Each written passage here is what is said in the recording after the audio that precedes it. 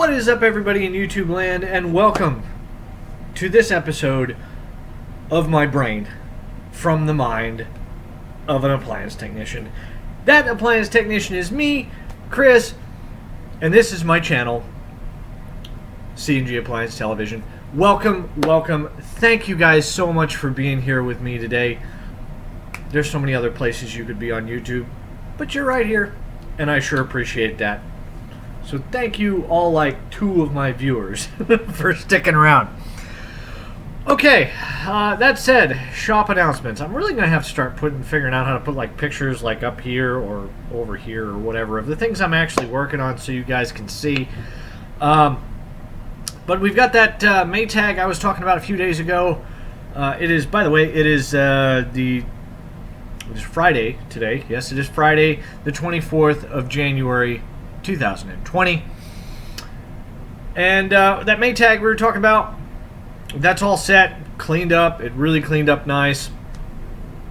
That worked out real great. So I'm super stoked about that. I had to replace a couple of lid switch parts. Sometimes the little sort of tic-tac thing that the lid actually engages with will break off and fly who knows where. Most of the parts were inside the machine, but that was the one piece that that I had to find missing. Whirlpool still makes the part, and it was a like $17 part, I think, my cost. So probably would run the average person 20 or 30 bucks. Not a big deal for something like that. It cleaned up really nice, so that's good. I have a stack unit and a Maytag stack unit. Now, if you're not familiar with the story of Maytag, that's for another video.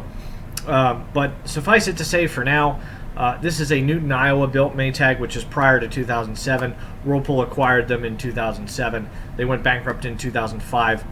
I may do a video specifically on Maytag and what they were and everything like that, but that's for another day. Okay, on to today's topic, guys. I wanted to talk to you about, you know, I focus on a lot of things specific to appliance repair and things like that. But I wanted to talk to you guys about the barrier to entry in other trades versus appliance repair. Okay? Now, what do I mean by barrier to entry? I mean prerequisites. In order, like, say you were just getting a job like what I do as a technician, and you walked into a store that sold appliances, like, you know, and said, hey, you know, are you guys hiring technicians? What would you need to become an appliance technician? Or if you wanted to start your own business, let's say, what would you need? What do you want to show customers? What do you know, if you're running your own business, what do you want to show customers? What do you want to show somebody who's potentially hiring you? There's nothing in the appliance repair trade. Okay, I'm going to use, like, let's say most trades want to see, like, let's say you go to be an auto mechanic. They like you to have ASEs, right? They like you to have ASE certifications, HVAC. Some states, depending on where you're at, have an apprentice and journeyman program. Plumbers, obviously, they need to be licensed. Electricians also need to be licensed. You need to, in some states, some places, you need to join a union to, you know, and yada yada yada. There's all kinds of barriers to entry, and I'm not talking about like you need like to like. So let's say I was to go out on my own in appliance repair, and I wanted to, you know, I wanted to start my own business. Basically, what I need is insurance, truck, tools, and that's it. As long as I'm insured, that's a confidence thing for customers, guys. Okay, a vehicle to roll around in. Now, I said truck. Most guys in this trade like vans, trucks, things like that. Things that actually look like they belong in a working environment, okay? I'm not saying you can't roll around in like a Toyota Corolla, because actually it's been done. I mean, people have strapped appliances to their roofs. That's a TMM Appliance reference. Another shout out to TMM Appliance and JP over there. Brother JP strapping a dryer to the roof of a 94 or whatever it was Corolla. Kudos, man. That's way to go. But anyway, where there's a will, there's a way. And okay, guys, here's where I'm going to get a little motivational about this. If you're watching my channel and you're down on your luck, let's say you're sitting on the couch or in a chair or whatever, or you're laying in bed and you're watching this video and you're wondering, you're saying, man, I'm broke. What am I going to do? Where are my kids' meals going to come from? Guys, I strongly urge you to consider appliance repair. And one of the reasons is because that barrier to entry, as I was speaking of before, is so low. If you possess any kind of mechanical aptitude whatsoever, guys, you can do this. If I can figure this stuff out, so can you. So that's really the big thing here is there's no certification processes. I mean, let's see. I don't even know if I have it. Let's see if I have it. We're going to do this live because I wanted to show you. Here we go. I'll just block out my last name here. But this does help. Your ESCO license, a Universal Technician license, okay? That helps, but it's not necessary. I got that card through an HVAC program that I worked for. Well, not program, an HVAC outfit that I worked for years and years ago. And once you get that, you go to that ESCO Institute, and it's an all online test. It's EPA. It's standard questions. It's multiple guess. It's good. You're good for life, and you can buy, sell, and store whatever refrigerant that you need. Now, you don't require a license to go buy HFC stuff, because the stuff you see like 134 on the shelves at Walmart to put into your car, that stuff doesn't require a license. But CFC-based stuff, technically it does. Now, you can find CFC stuff on eBay and Amazon and things like that, but that doesn't necessarily make it legal. They just don't really enforce that licensing procedure. So, but it's also good, it's just good credential to have in the business to say, hey, this kind of certifies me kind of sort of as sealed system. I can do sealed system. And I am very much a proponent of sealed system work. I think that that's a great thing to strive for, but you don't immediately have to do it.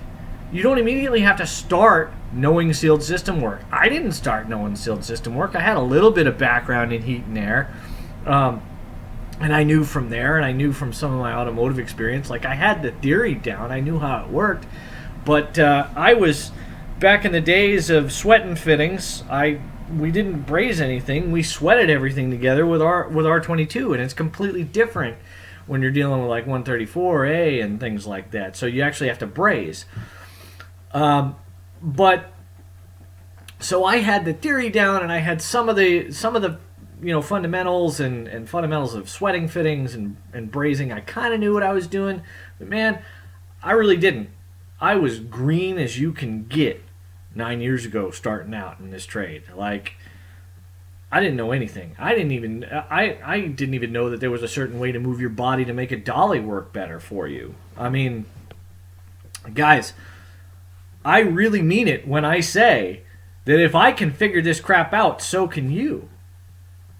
Because like I said, that barrier to entry is not there. Like you could get off your couch today and decide, I want to do appliance repair, and go do it. It is one of the most accessible trades out there. So get into it. Figure it out. I mean, that's if I could pick a place for somebody to start. Let's start there.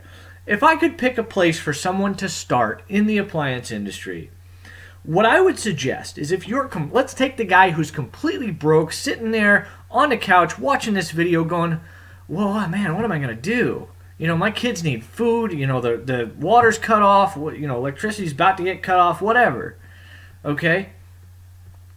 Go on Facebook Marketplace or whatever's hopping in your area, because it depends. Some have Craigslist, Facebook, OfferUp, Let Go, whatever is big in your area.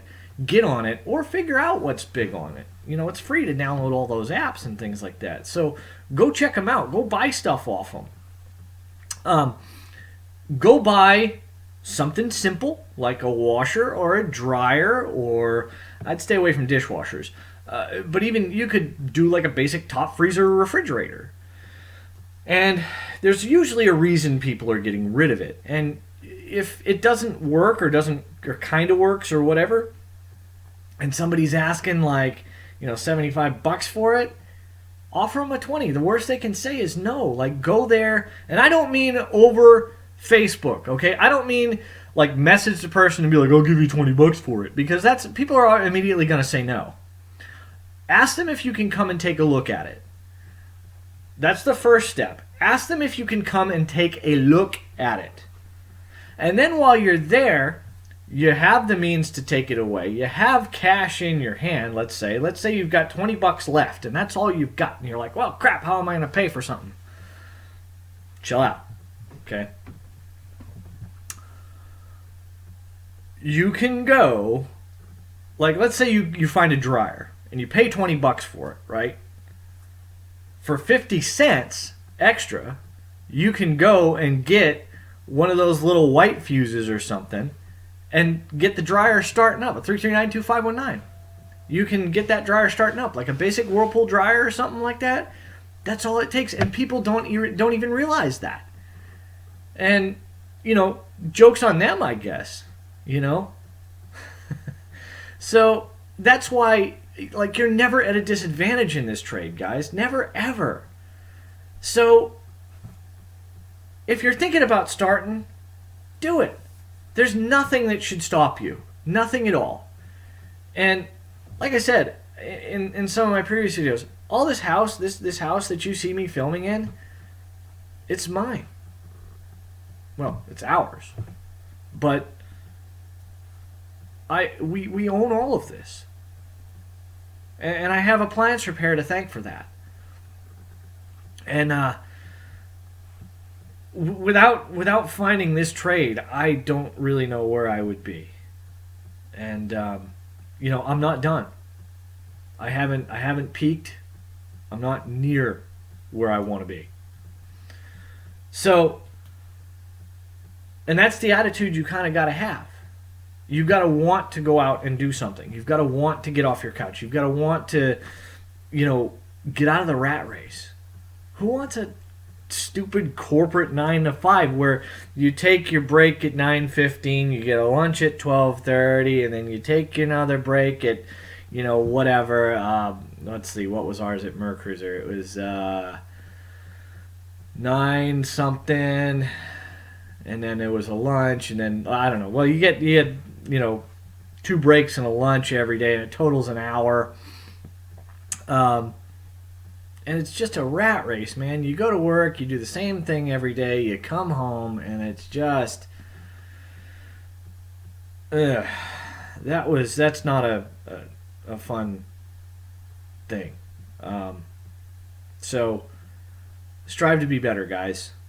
Those of you who are down on your luck watching this, if you are, I wish you guys the best.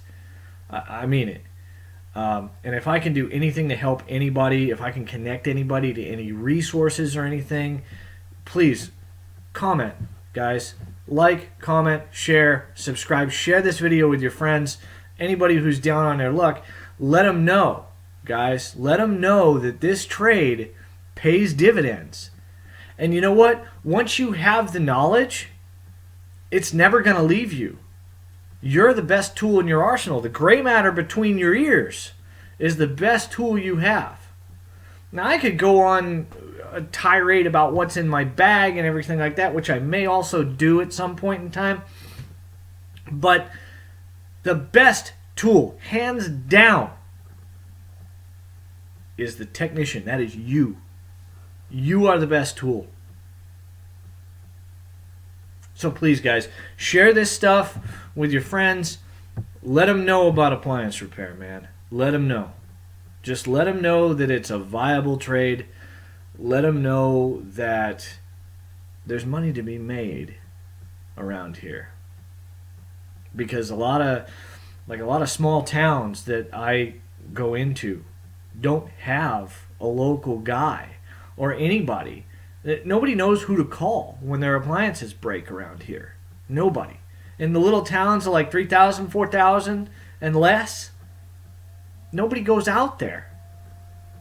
So if you are willing to have some windshield time around here in Oklahoma, sitting your butt in a seat driving around, you can charge people service calls for that. I mean, you can charge accordingly, and they will pay to have somebody come out and look at their stuff that knows what they're talking about and what they're doing.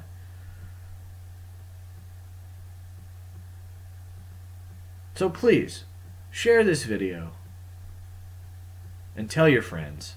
That's all I'm trying to do. All I'm trying to do is get the message out there that appliance repair is where it's at right now if you want to be in the trades. Of course, any trade is fine. I'm not disparaging any other trades, don't get me wrong. Any trade is fine. There's a shortage of millennials in the trades. There's a shortage of Generation Z entering the trades. And there's a lot more kids, I think, in Generation Z that are starting to look at the trades from the trends I'm seeing. And that's a good thing. That's what we want. We want people to consider the trades. Because it's not... Guys, you're not a second-class citizen anymore if you're in the trades. You don't drop out of school and go into the trades. You just don't. It's too technology heavy nowadays, especially appliance repair. Thank you guys for listening to me ramble. That's probably where I'm going to end this. I don't really have much more than that. But please, like, comment, share, subscribe. I would sure appreciate all of those things, guys. And again, if I can connect you guys with any kind of resources, just shoot me a message in the comment box below down there, and I'll do the best I can to connect you with the resource that you need to get you started. And I'll even coach you through it. And I mean that. I will. So, thank you guys so much. And you all take care, and I will catch you on the next episode.